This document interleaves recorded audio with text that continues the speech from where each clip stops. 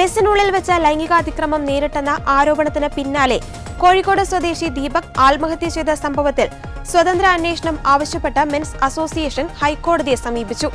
Case ക്രൈംബ്രാഞ്ചോ സിബിഐയോ അന്വേഷിക്കണമെന്നാണ് ആവശ്യം. അപകീർത്തികരമായ video സമൂഹമാധ്യമങ്ങളിലൂടെ പ്രചരിച്ചതിന് കേസെടുക്കണമെന്നും men's association ആവശ്യപ്പെട്ടു. പ്രതിയായ യുവതി വിദേശത്തേക്ക് കടന്നുവെന്ന സംശയമുണ്ട്. യുവതിക്കെതിരെ ലുക്കൌട്ട് നോട്ടീസ് പുറപ്പെടുവിക്കാൻ നിർദ്ദേശം നൽകണമെന്നും മെൻസ് അസോസിയേഷൻ ആവശ്യപ്പെട്ടു.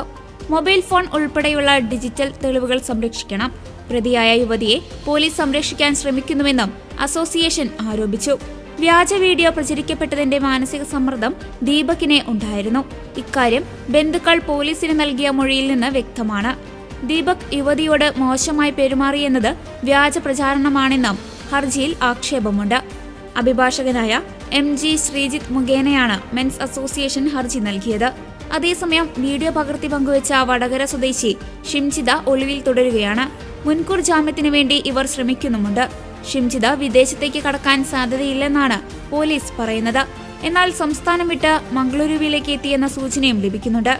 ഷിംജിതയ്ക്കായുള്ള തെരച്ചിൽ പോലീസ് ഊർജിതമാക്കിയിട്ടുണ്ട്. ദീപകിന്റെ ദൃശ്യങ്ങൾ ചിത്രീകരിച്ച മൊബൈൽ ഫോണും പോലീസിനെ കണ്ടെടുക്കേണ്ടതുണ്ട്.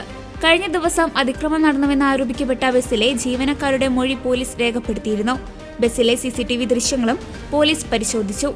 സംഭവ ദിവസം ആരും പരാതി പറഞ്ഞിട്ടില്ലെന്നായിരുന്നു ബസിലെ ജീവനക്കാർ പറഞ്ഞത്.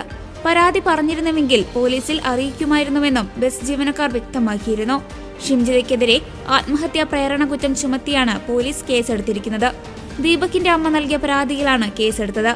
മെഡിക്കൽ കോളേജ് പോലീസ് ദീപകിന്റെ വീട്ടിലെത്തി മാതാപിതാക്കളുടെയും സഹോദരന്റെയും അടക്കം മൊഴി രേഖപ്പെടുത്തിയിരുന്നു. ആരോപണം വ്യാജമാണെന്നും തനിക്ക് മനോവിഷമമുണ്ടായി എന്നും മകൻ സൂചിപ്പിച്ചിരുന്നുവെന്നും ദീപകിന്റെ മാതാപിതാക്കൾ പോലീസിന് മൊഴി നൽകിയിരുന്നു. ദീപകിന്റെ സുഹൃത്തിന്റെ മൊഴിയും പോലീസ് രേഖപ്പെടുത്തിയിരുന്നു. കണ്ണൂരിലേക്കുള്ള യാത്രയിൽ ബസ്സിൽ വെച്ച് കോഴിക്കോട് ഗോവിന്ദപുരം സ്വദേശി ദീപക് അപമര്യാദയായി പെരുമാറിയെന്നായിരുന്നു വീഡിയോ സഹിതം യുവതി സമൂഹമാധ്യമത്തിൽ ആരോപണം ഉന്നയിച്ചത്. വീഡിയോ വ്യാപകമായി പ്രചരിക്കുകയും ദീപകിനെതിരെ വ്യാപക സൈബർ ആക്രമണം നടക്കുകയും ചെയ്തിരുന്നു. ഇതിനു പിന്നാലെ ദീപക് മാനസികമായി തകർന്ന അവസ്ഥയിലായിരുന്നു. ഞായറാഴ്ചയായിരുന്നു ദീപകിനെ വീട്ടിൽ മരിച്ച നിലയിൽ കണ്ടെത്തിയത്.